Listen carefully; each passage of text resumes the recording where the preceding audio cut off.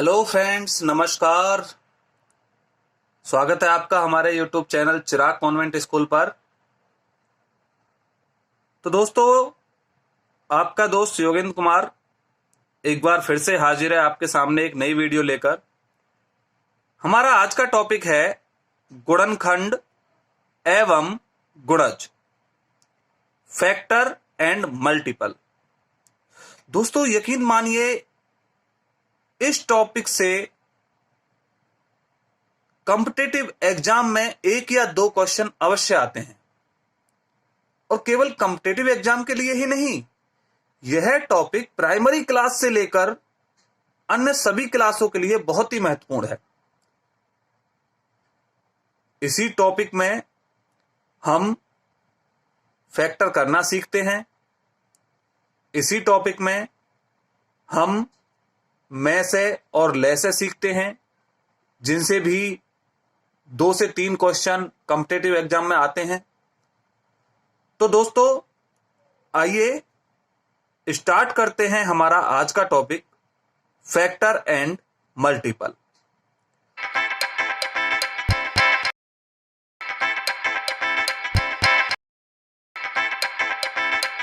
सबसे पहले दोस्तों डेफिनेशन जान लेते हैं। फैक्टर मींस गुणनखंड क्या होते हैं। तो दोस्तों, वह संख्या जो दी गई संख्या को विभाजित कर दे गुणनखंड कहलाती है। दोस्तों, विभाजित का मतलब होता है भाग देना।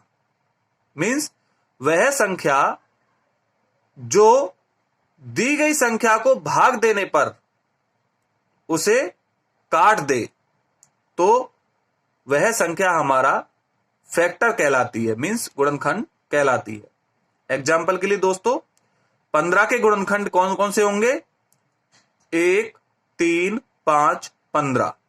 यदि हम 15 को 1 से डिवाइड करें तो ये हो जाती है, 3 से करेंगे तो हो जाएगी, 5 से करेंगे तो भी हो जाएगी, और 15 से करेंगे तो भी हो जाएगी। लेकिन और संख्याओं से 15 को डिवाइड नहीं किया जा सकता है। इसी तरह 12 के गुणनखंड कौन कौन से होंगे दोस्तों? 1, 2, 3, 4, 6 और 12। तो दोस्तों, बहुत ध्यान से देखने पर हमें यह पता चलता है कि गुणनखंड हमेशा या तो संख्या के बराबर होता है या संख्या से छोटा, उससे बड़ा नहीं होता है।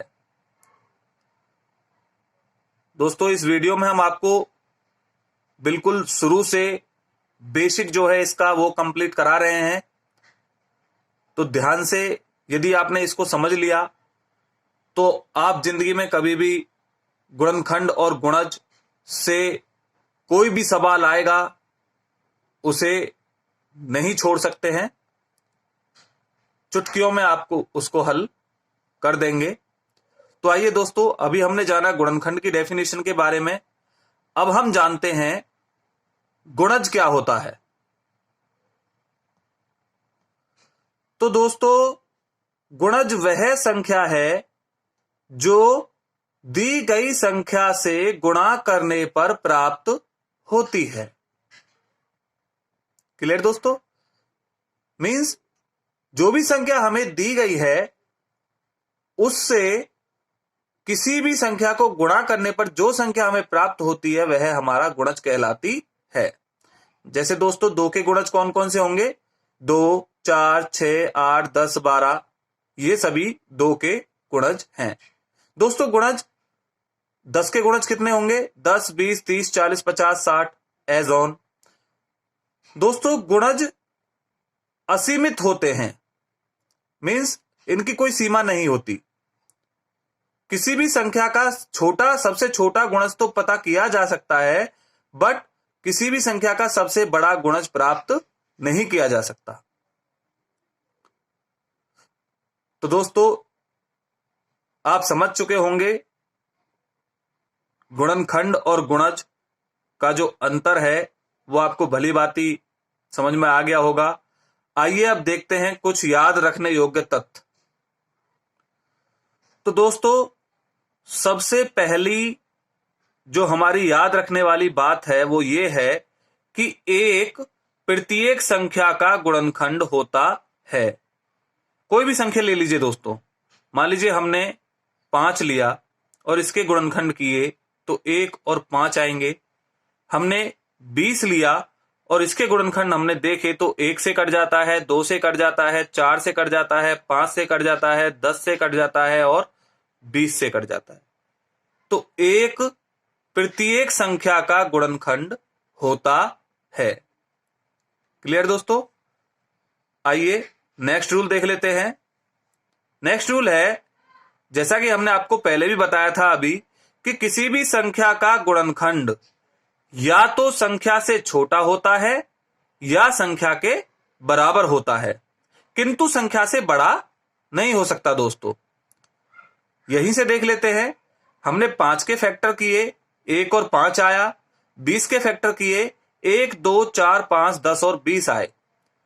तो हम यहां पर दोस्तों देखते हैं कि किसी भी संख्या का जो फैक्टर है वो या तो 20 का फैक्टर है, या तो 20 के बराबर है या 20 से छोटा है, लेकिन 20 से बड़ा नहीं है। ऐसे ही 5 का फैक्टर या तो 5 है या 5 से छोटा है, किंतु 5 से बड़ा कतई नहीं है। क्लियर दोस्तों? आगे देखते हैं दोस्तों, हमारा नेक्स्ट रूल क्या कहता है। नेक्स्ट रूल कहता है कि प्रत्येक संख्या स्वयं का गुणनखंड होती है। तो दोस्तों जैसा कि अभी हमने आपको ऊपर एग्जाम्पल में बताया था कि यदि 5 के गुणनखंड करेंगे तो 1 और 5 आएगा, 20 के गुणनखंड करेंगे तो 1, 2, 4, 5, 10 और 20 आएंगे। तो 5 के गुणनखंड में 5 अवश्य आता है और 20 के गुणनखंड में 20।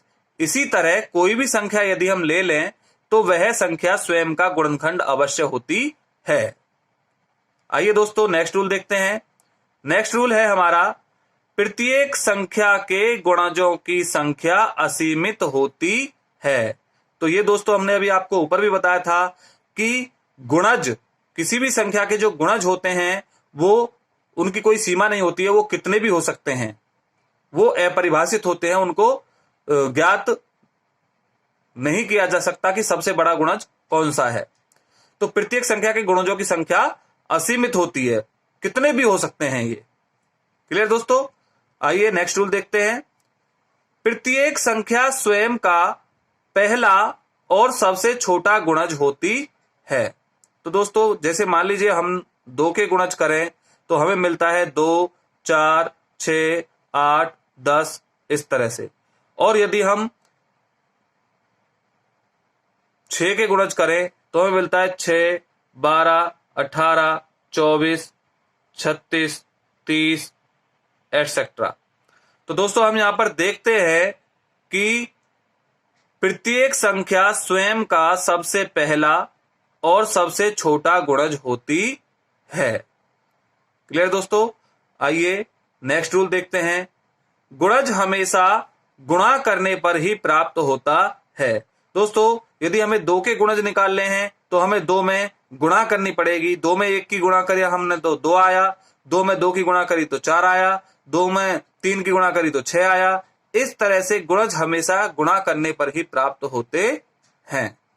क्लियर दोस्तों? आगे देखते हैं। शून्य किसी भी संख्या का गुणज अथवा गुणनखंड नहीं होती है।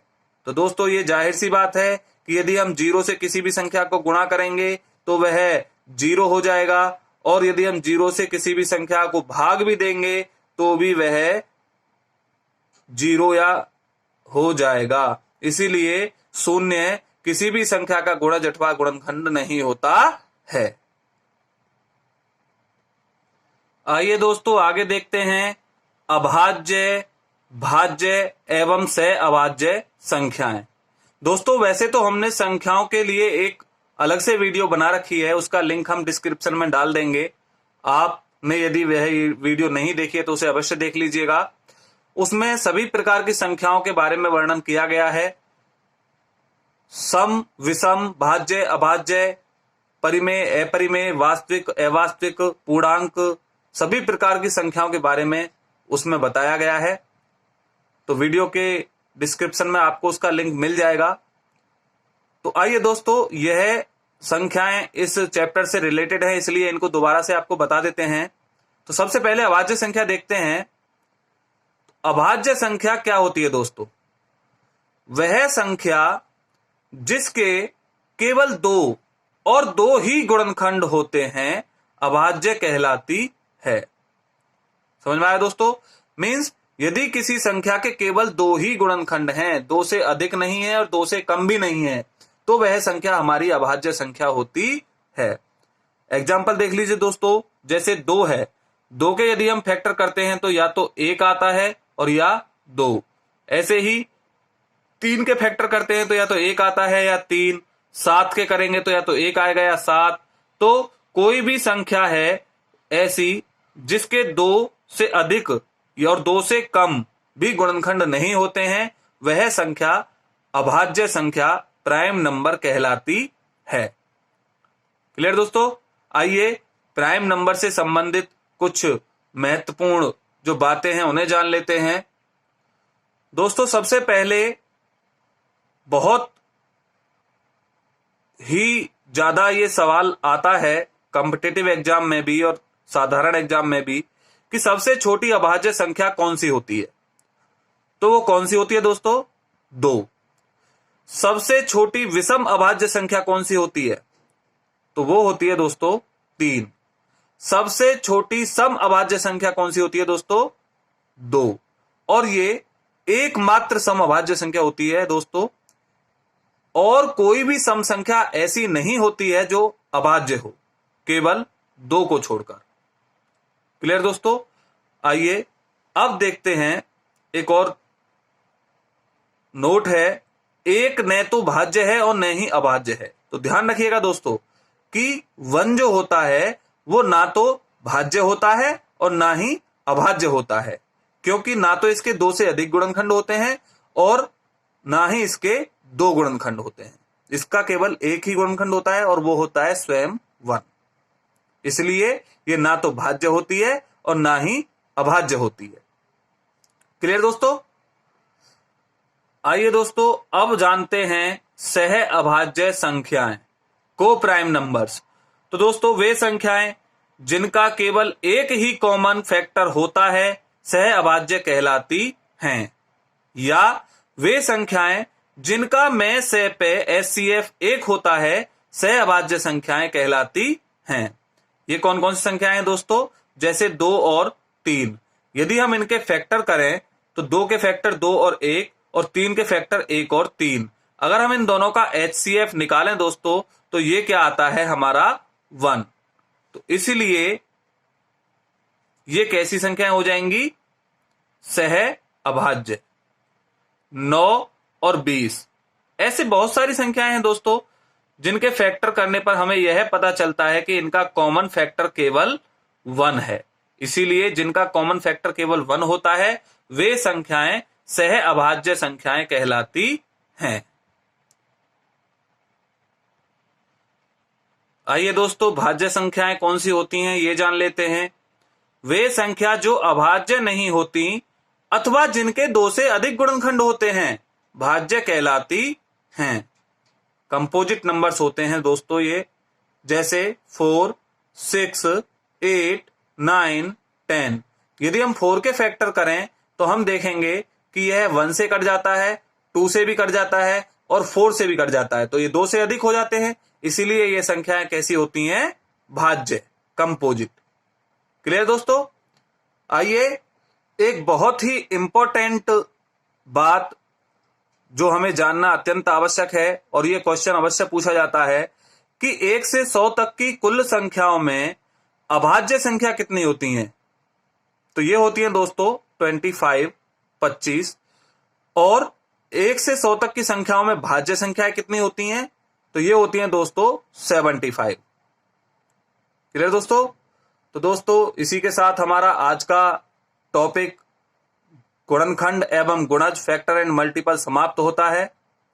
आशा करता हूं आपको वीडियो अच्छी लगी होगी। दोस्तों इससे संबंधित जो प्रश्न हैं वो आप प्रश्नावली से सॉल्व कीजिए। अगर आपको नहीं आ पाते हैं तो उन्हें हमसे पूछिए, कमेंट कीजिए और हमें यह अवश्य बताइए कि वीडियो आपको कैसी लगी। कमेंट बॉक्स में आपका जो भी आंसर होता है वो अवश्य लिखिए। तो दोस्तों, आज की इस वीडियो को हम यहीं समाप्त करते हैं। धन्यवाद। Thank you very much.